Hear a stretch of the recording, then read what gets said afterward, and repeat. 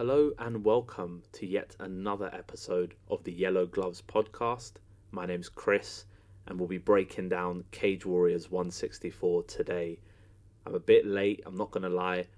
The event happened 6 days ago from when I'm recording this. I was supposed to record over the weekend, got caught up with a bunch of stuff, went to the football over during the week and that kind of took me out, and obviously I've been working. So finally, here we are on a Friday night recording our Cage Warriors 164 breakdown episode. Loved this card from start to finish. I thought it was brilliant. I thought it delivered exactly on what we believed it would deliver, right? And I think that's probably the most important part for me, is that yes, it looks great on paper, but what do we get from it? And what we got from it was 2 new champions. What we got from it was a bunch of fun finishes and just a night of fights that will be one that goes down as like something that was definitely memorable for Cage Warriors this year. So let's get right into it, and let's start with the main event of the night, which was Liam Gittins versus Rhys McEwen. Liam Gittins, the new Cage Warriors bantamweight champion, after winning a competitive fight at the start and certainly not a competitive fight by the end of it. Rhys McEwen, tough as nails, as he always... We knew he was going to be this way, is what I'm trying to say.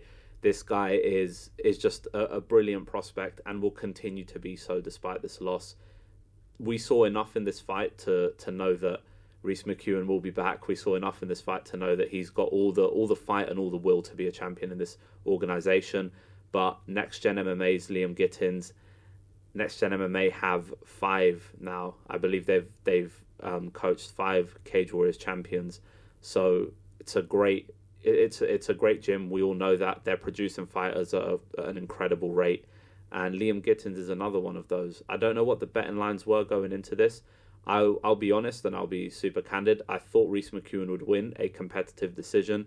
Liam Gittins really surprised me, man. Like, the score in the first takedown of the fight was enough to surprise me. We all know Gittins is a good grappler. We know the Next Gen MMA fighters have a good grappling base, even if they're not predominantly grapplers. But it really surprised me that he went. And for the majority of the fight, what I really liked from Gittins is he was happy to play in Rhys McEwen's guard. He was happy to scramble with him. There was one point where he attacked a Kimura from underneath just to try and, get his way out of danger against McEwen.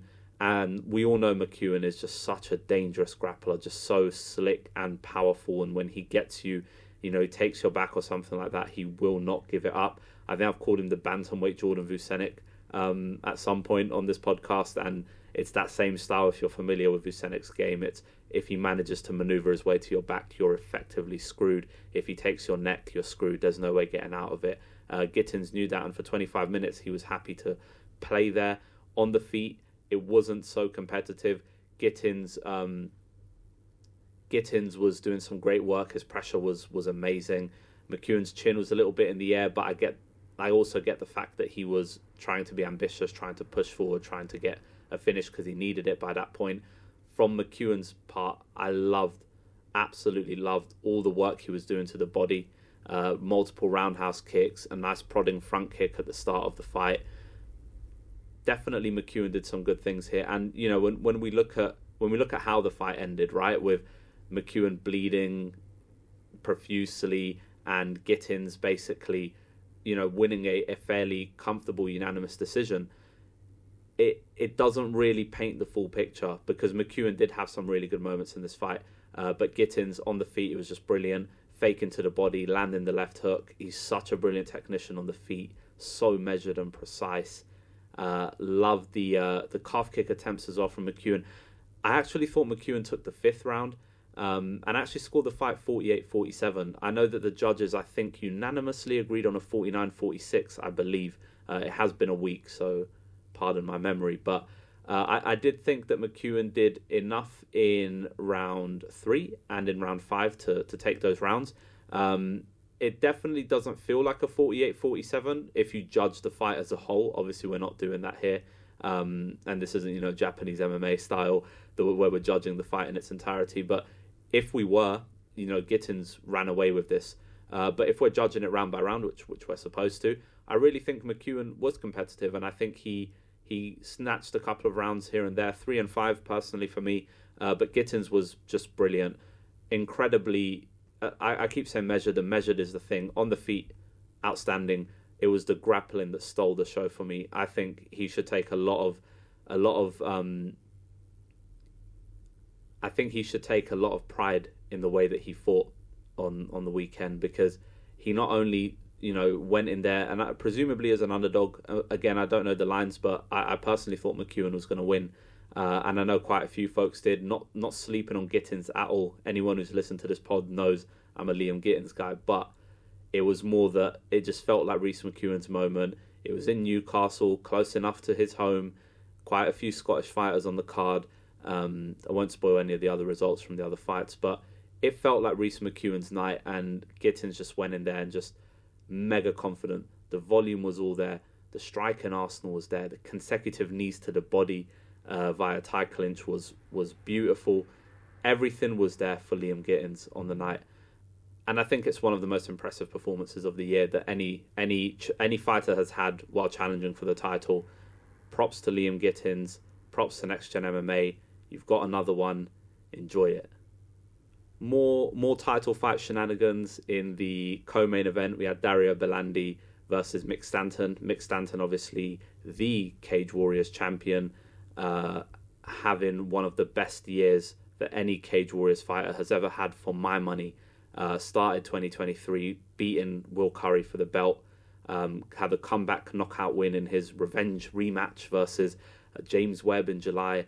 And there was a chance here to defend his belt again, aged 36. Mick Stanton has seen it all. He's done it all. 12-7 record does not paint a picture of just how good this man is.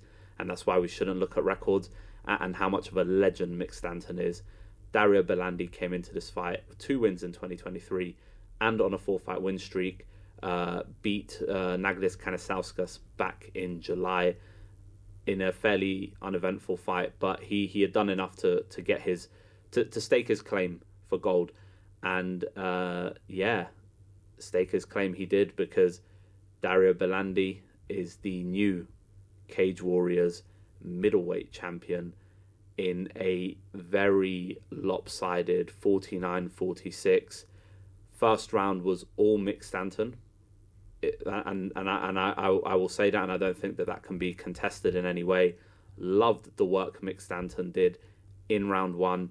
Changing stances early, giving Bellandi different looks, dipping a lot too, partially landing the left hook on Bellandi, and we'll come back to that left hook because it's part of the problem with why Stanton didn't I guess succeed more than he probably could have in this fight. Bellandi really struggled with that left hook. Loved the Kimura lock on the far side from Stanton to get back to his feet. Some awesome scrambles in round 1, scarf hold as well. Just brilliant, really. Some nice grappling pedigree from both guys. And we know Stanton is a wild scrambler, does not get enough credit for it, in my opinion. The left hook did wobble Bellandi a little bit in round 1. Stanton was patient, didn't follow up. That dipping left hook was absolutely mad, but only for 5 minutes, because as the fight went on, round 2 onwards, Bellandi started to get a read on it, started to bite less on the feints, keeping his hands up and really moving Stanton away from the left hook. It became one of those where Stanton was chasing the same finish, or chasing the same strike the entire fight, and Bellandi was just picking him apart. At one point, he triples up on a left roundhouse to the body just because he had all that space. He was just reading Stanton so well. There was the knees to the body from Bellandi. He really massacred Stanton's midsection, which makes sense because we know Stanton has had some issues defending strikes to the body in the past and certainly gutting them out. And he gutted this one out today. And he gutted this one out in the fight, don't get me wrong. But it wasn't enough, because as tough as Stanton was, he wasn't given much in return in this fight. Unfortunately, he wasn't fighting back as effectively as we know that he can. And look, age does catch up with you eventually. He's 36 years old. He's been in wars. He's had 3 fights this year.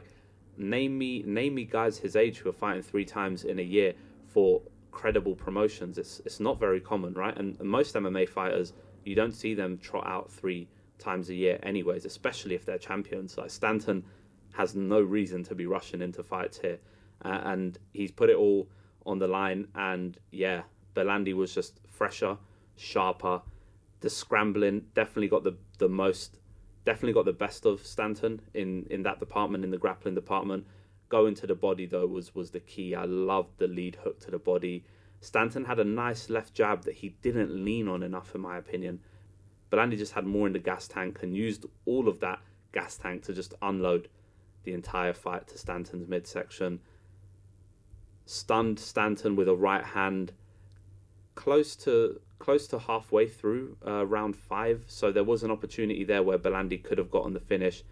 Didn't get it. Stanton, tough as nails, we know that, is not someone that's easily finishable in any way. 49-46 Bellandi is how I scored it, and I believe is how most people scored it. Weathered the first round, chipped away at Stanton's body with that right hand, the multiple kicks, the roundhouse kicks, the teeps to the body. Italy has a new champion in Cage Warriors, their 5th champion as well of all time in the organization's history. The next Rome card will be absolutely nuts. I cannot wait for it. So many great potential matchups here. I'm very interested to see how they match up Dario Bellandi and what they do with him, because for sure he's going to have to defend that belt in Rome. I know that the Ian Dean and Graham Boylan will be licking their lips at the prospect of putting on another great card in Italy with him as a headliner. Props to Mick Stanton, though. An incredible 2023 he's had. You know, Cage Warriors 164 wasn't meant to be for him. Gave as good as he got for the most part. Proper UK MMA legend. Passing on the torch to Bellandi, who's no doubt going to put on some fun scraps. Don't get me wrong, but Mick Stanton, man, I'm sure we'll see him again. But what a fucking career! You don't do stuff like this, age 36, this long in the game. You don't go and win belts. And it reminds me so much of the Judo Gym story last year, but even better, right? Because Judo Gym came in, won 2 fights, got the belt. Mick Stanton went in against an absolute, trailblazing rookie, or whatever you want to call Will Curry, like one of the next guys up, and beat him in a decision. And I thought he won. I know that the decision was contentious, but I thought Mick Stanton won, and I've gone on record to say it many times. Against James Webb, someone he's lost to before, and quite convincingly, knocking him out, and then coming in and taking this fight. I've got enough love and enough respect, and I have, an immense amount of admiration for Mick Stanton. Great fighter, just wasn't meant to be his night. Dario Bellandi, cannot wait to see this guy in action again. He's very savvy on the feet, very savvy on the ground. Is partial to some snooze fests, don't get me wrong, but just an incredible fighter and someone who deserves to have gold wrapped around his waist. Let's see what they cook up with him now at 7-1 and with the belt. I wonder, probably you give him another fight, maybe he defends in Rome, and he probably gets the call up to the UFC. Who knows? Chris Bungard versus Perry Goodwin was the next fight on the card, and it was the fight that, or at least one of the fights that I was most excited for, purely because of the way they clashed at the weigh-ins. It never, to me, I guess it never felt like there was real animosity and real beef. We all know Bungard loves to go in there, and he's quite a like a happy-go-lucky guy, and he's going to get in your face, and he's going to, G it up for the cameras, and I love that. And Goodwin's the same. They're both tough motherfuckers. They both know they're going to get 15 minutes, maximum of 15 minutes to beat the crap out of each other, and they're just kind of G'ing each other up. I loved it. I loved the weigh-ins, and I loved the fight. It only lasted about 3 minutes, but again, it's just, for me, I love watching Chris Bungard fight, and Goodwin's been such a good UK MMA veteran. Chris Bungard obviously goes into this fight as the favourite. Goodwin 3 years away from the Cage Warriors, from the organisation, and we last saw him in that title fight, lost to Charrier. This was likely his retirement fight, and we know when it ended that he did indeed retire. Very emotional stuff after the fight that Cage Warriors posted about, Goodwin talking about suicide and things like that. it's always very sobering. You know, you especially for someone like myself. I've been watching fights for as long as I can remember, and you forget that these guys sometimes aren't these superhuman athletes, and they are just human. And I know that's such like a bog standard, boring thing to say, but it's true, right? Like, how many times have we watched Goodwin fight, and like he's on the end of a highlight reel, or maybe on the wrong end or the right end, and you know, you forget all this stuff, you forget all of it, and it's just such a raw moment at the end of the fight with all the promotional stuff that Cage Warriors were posting. But Chris Bungard went in here and he did the damn thing. Goodwin landed the first strike of the fight and, you know, was incredibly active early. Calf kicks were doing a lot of work. Straight shots were definitely dissuading Bungard from pressing recklessly for the takedown. But Bungard's left hand is mental, absolutely mental. And funnily enough, I always take notes as I watch the fights, right? Like, just for myself, but also for the podcast. And just generally, it's something I've been doing for years. I like kind of processing all the technical stuff that's going on and being able to revisit that. You know, whether I'm scouting a fighter or whether I'm recording a podcast like this. And it's so funny because I'll tell you exactly what I wrote just before, you know, the finishing sequence. I wrote Bungard's left hand is magic. He's dinged Goodwin with it a few times when Goodwin overextends. Good counter puncher is Bungard, and I can see him dropping Goodwin with it any second now. Literally, as I put the full stop at the end of that sentence, down went Goodwin. Left hook from Bungard, drops him, follows him to the ground, transitions to the triangle, gets the belly down armbar-ish. Well, technically triangle armbar it went down as, but you know, transition in there, and drew the tap out of Goodwin. I love watching Chris Bungard fight. I know a lot of us do, but I mean, I'm always here for it. 19-8 now. We're talking about veterans, and I called Perry Goodwin a UK MMA vet, and he absolutely is. But fucking hell, if Chris Bungard is something else. Yeah, at 155, there's so many fun fights for this guy. The Gavin Hughes fight was awesome, just a proper like nasty fight. Obviously, the Hardwick fight didn't go his way. And then this Perry Goodwin one was just a brilliant showcase of what Bungard's been doing for years and years and years, which is knocking people on their asses and choking them out. Brilliant fighter. Brilliant fighter. So many great things you could do with him at 155. Props to Bungard. Happy trails to Perry Goodwin. Hope he stays in the fight game, coaching and stuff like that, because it seems like it's a good release for him and it's a good escape for him. Nothing but the best and the best of wishes to Perry Goodwin. Darren Stewart versus Antonio Zovac was the next fight on the card, and it was probably the biggest layup of the card because Zovac stepped in on short notice, making his Cage Warriors debut. 15 pro fights as an MMA fighter, but when you've been finished you've either been finished or you've gotten finishes in absolutely all of them, and you've never seen a scorecard, Darren Stewart's probably not the guy you want to fight. This to me just felt like a chin for Stewart to wipe clean. Short notice, like I mentioned, and short notice just as much for Stewart, right? He was supposed to fight Adilson Franca back at Cage Warriors 163 a couple of weeks ago. Stewart, of course, on a 3-fight win streak, big wins over Bonnar and Leon Aliou. Should be in the title mix in my opinion, but just being matched up with these, you know, no disrespect, but these journeyman fighters, he deserves to be matched up with legit contenders as he has been prior to this. So hopefully that changes. In terms of the fight, I don't have much to say. Stewart immediately just went for a double leg takedown, didn't even bother testing Zovac's chin on the feet, took him down, landed a big selection of left hands on the ground. Zovac turtled up, and then Stewart just unleashed hammer fists to the head and body of Zovac.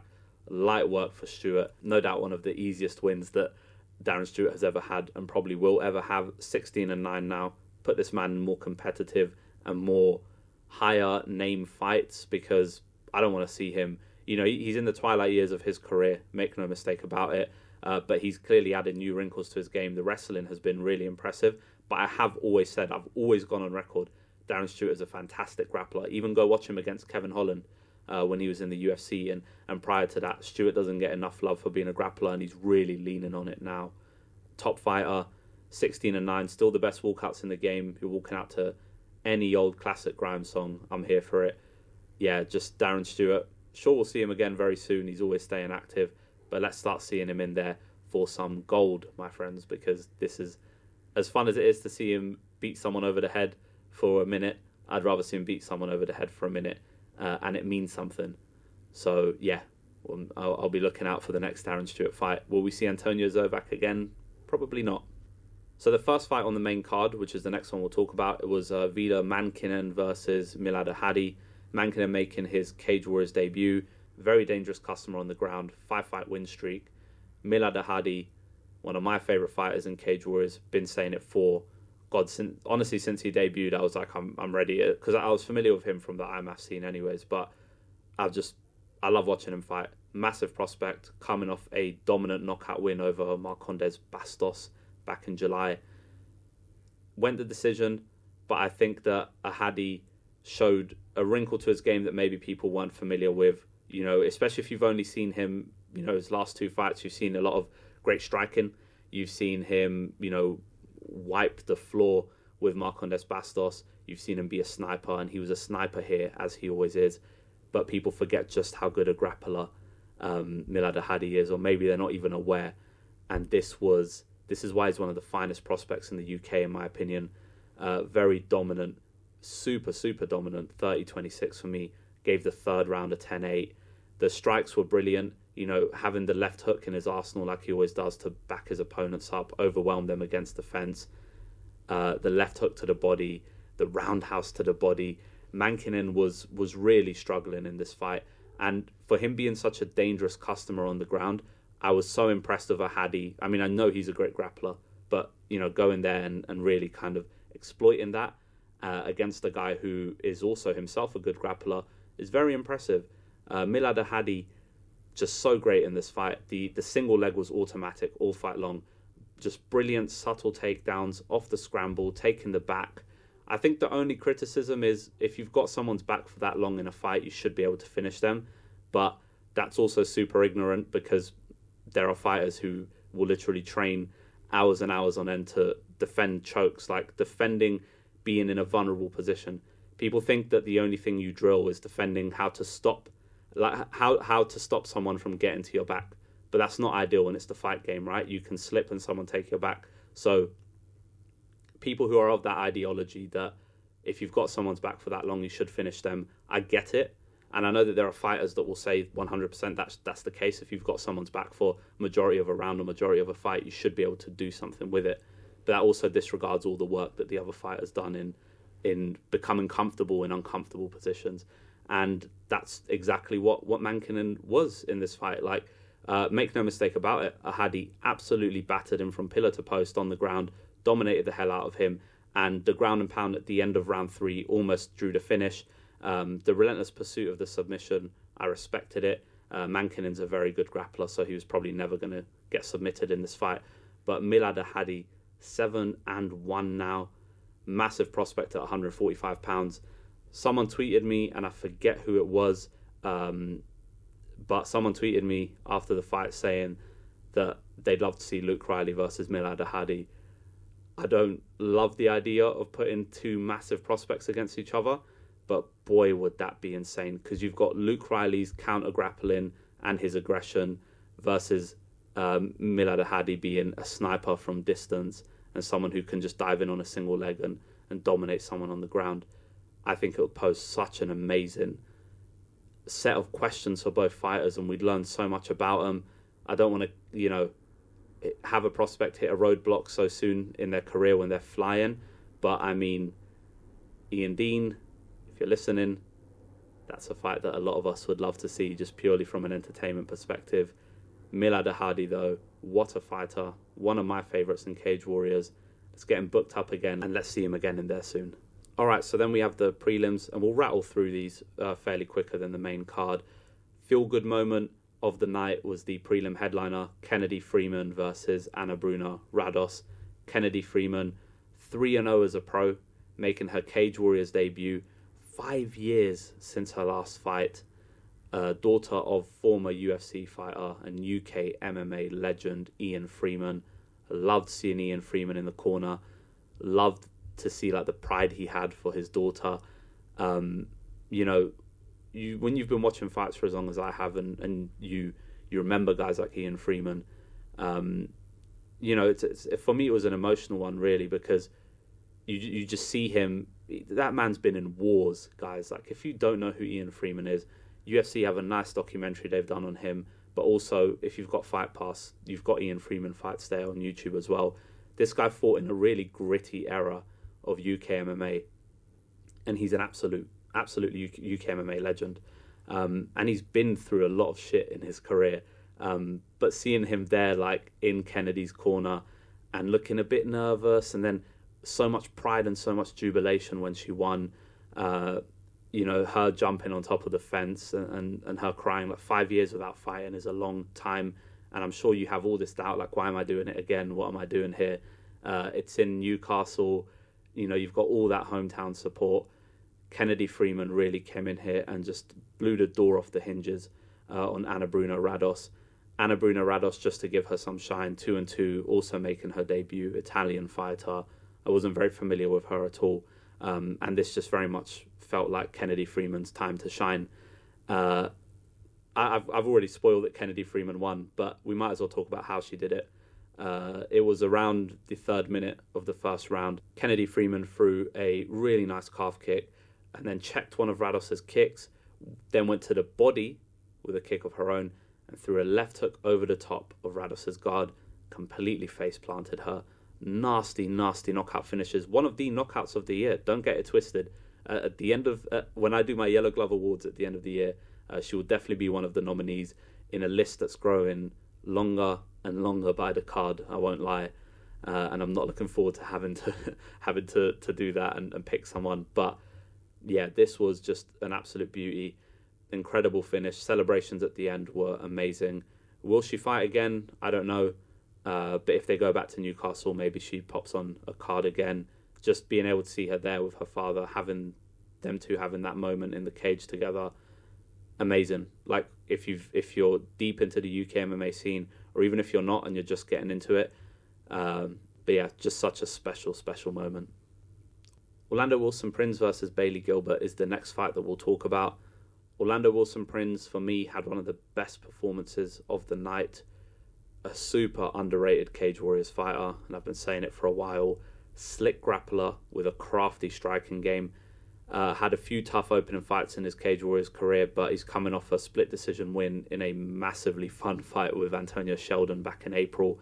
Bailey Gilbert coming off a loss to Tom Mearns back in July, and actually Tom Mearns is a fighter that these two share in common because they've both lost to him.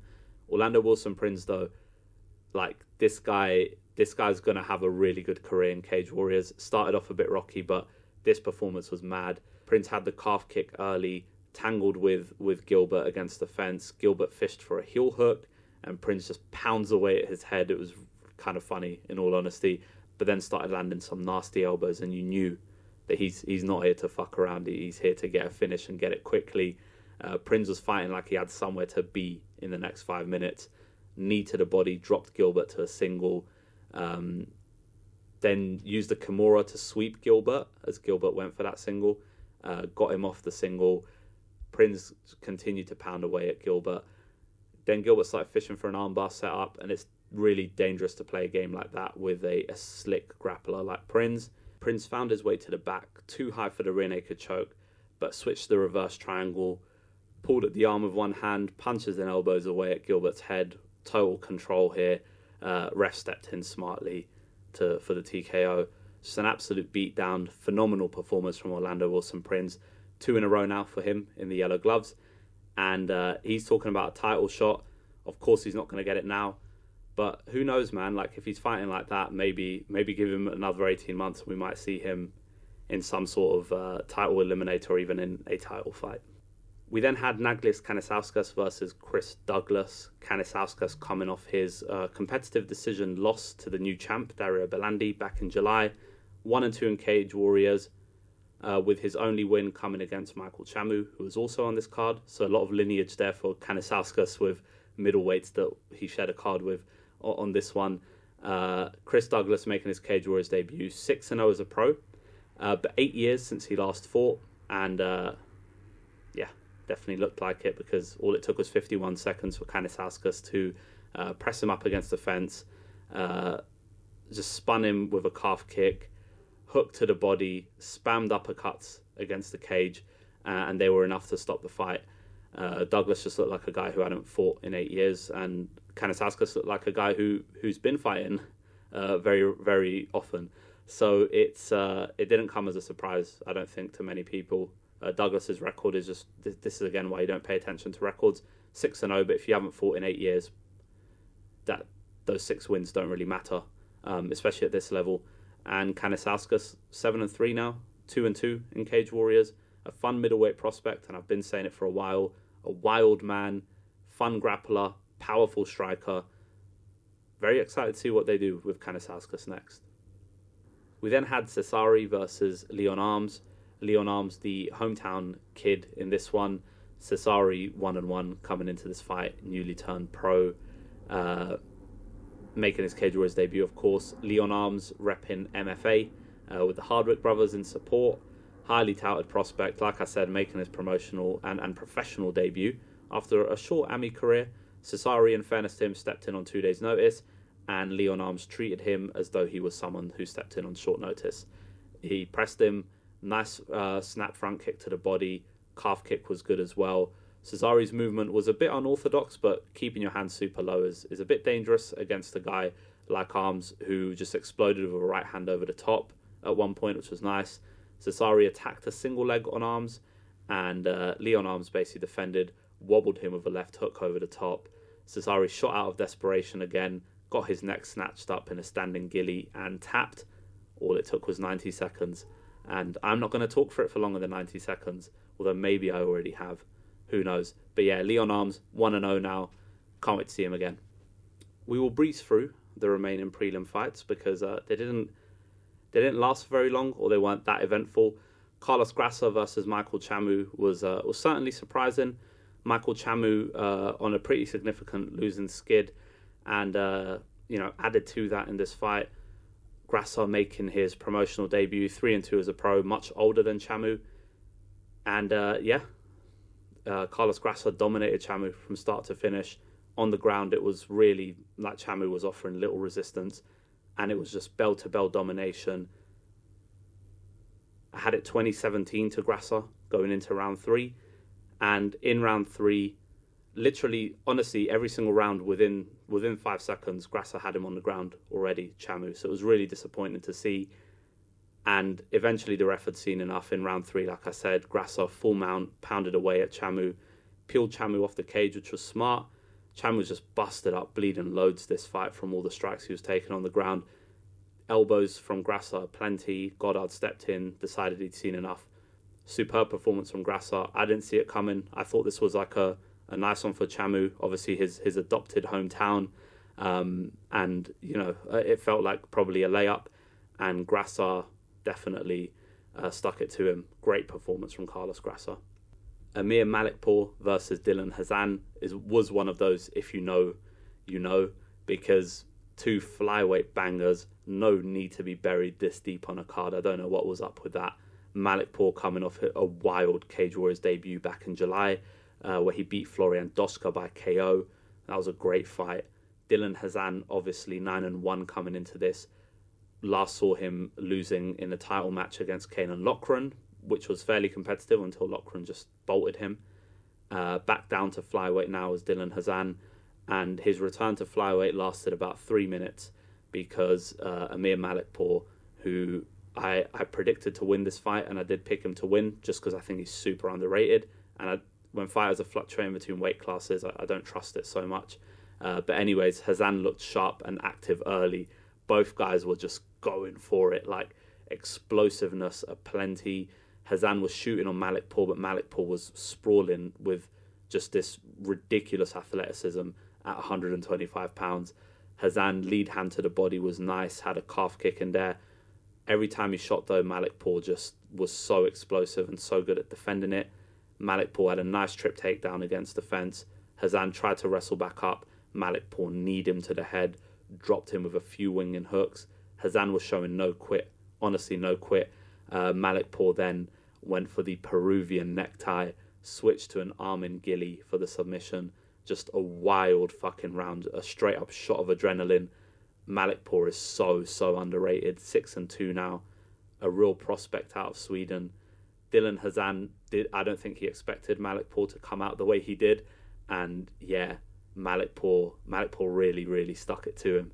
Just an amazing performance from him, and both guys really just one of those one-rounder bangers, as I call them.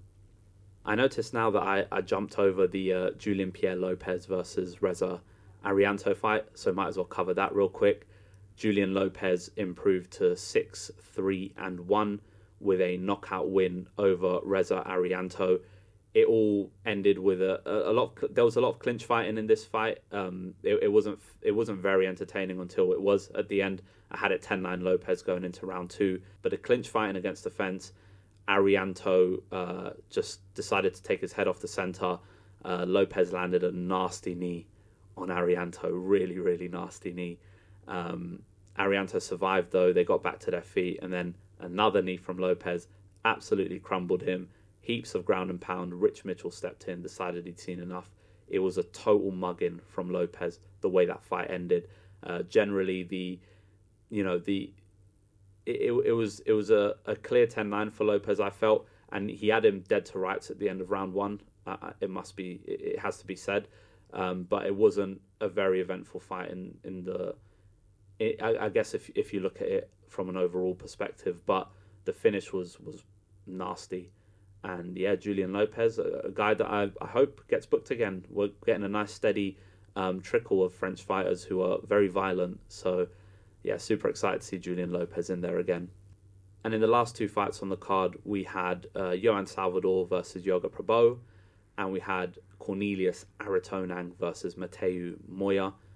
Prabowo and Aratonang, of course, rep in Indonesia, and both coming from the MMA Fight Academy setup, and both having differing results in their fights. We'll start with Yoga Prabowo, who lost a very comfortable 30-27 to Johan Salvador. Salvador just was brilliant on the ground, and Prabowo had nothing for him. I mean, for a guy who's so scrambly and such a good submission specialist, once you put him on his back, he does nothing. It was the same in the Andrei Tashenko fight back in May.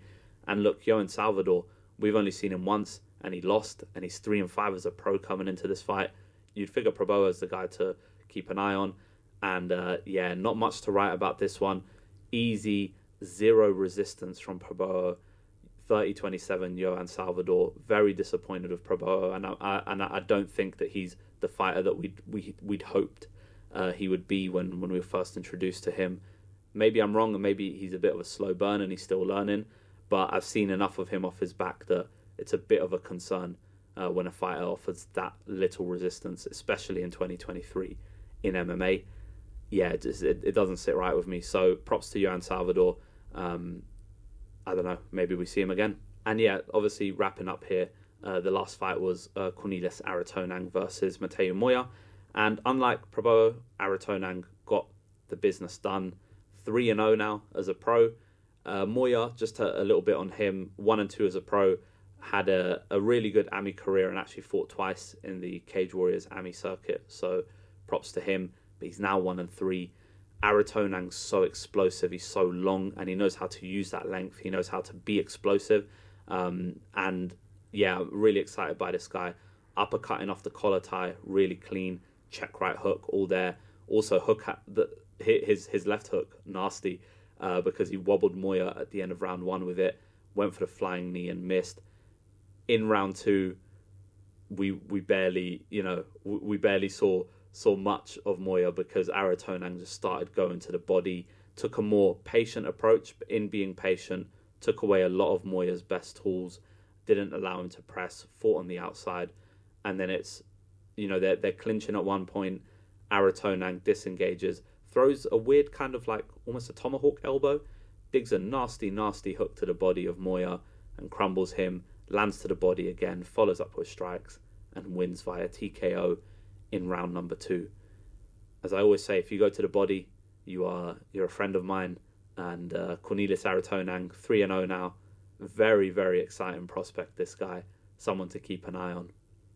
And what a card it was, really. Like, to think that we lost Andy Clamp versus Matty Byfield, and that was supposed to be a title fight. We lost Aidan Stevens versus Dan Deutsch. We didn't get that. It was, for me, just a fantastic card. Like, we had meaningful fights pretty much all the way throughout.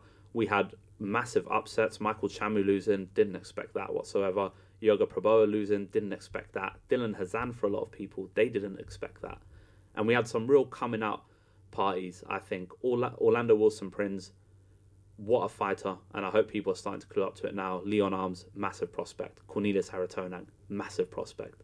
Keep an eye on these guys because they're gonna be around for a long time. Chris Bungard did his thing in the main card. Darren Stewart as well. Milad Ahady, enough praise from him, for him from me. Dario Bellandi, Liam Gittins, props to them both. New Cage Warriors champions, and boy do they deserve it. But that's it from me and from the pod. We have one more card this year, and then we've effectively completed a whole year of podcasting on Cage Warriors. Who'd have thought? Only podcast out there covering Cage Warriors, and only Cage Warriors. A lot of podcasts cover Cage Warriors and many other things. On this here show, it's the only thing we cover. Very passionate about the UK MMA scene, and particularly about the Cage Warriors and just the vibe around Cage Warriors at the moment. But we've got Cage Warriors 165, Friday, December 15th. It will be a late one here in the UK because it's in San Diego. We've got Wilson Hayes versus Ricky Bandejas. Anthony Orozco's fighting Blake Perry. That's going to be mad. Bobby Winters on this card. I believe Roberto Hernandez is on this card, but I can't really see him on Tapology right now. James Settle versus Johnny Gill. That's going to be fun. Maybe they throw a title fight on this. Doesn't seem it. Shame we're not getting a New Year's card because that would have been pretty cool. But yeah, looking forward to one last card. We will have 2 episodes left this year. We'll do a breakdown of that card, and then we will do the fun but dreaded end of year awards show. And it's going to be dreaded because I'm going to have to make a decision on every single category, and my short list is not short anymore. It's the longest list. So if you enjoyed listening to the pod, and if you're looking forward to what we've got left in 2023, please leave a like, a comment, any kind of review or anything like that, or wherever you're listening to the pod on. Believe it or not, it takes a few seconds for you, but it helps to kind of grow the pod and get it out there a bit more. Thank you for listening, and I'll catch you on the next one.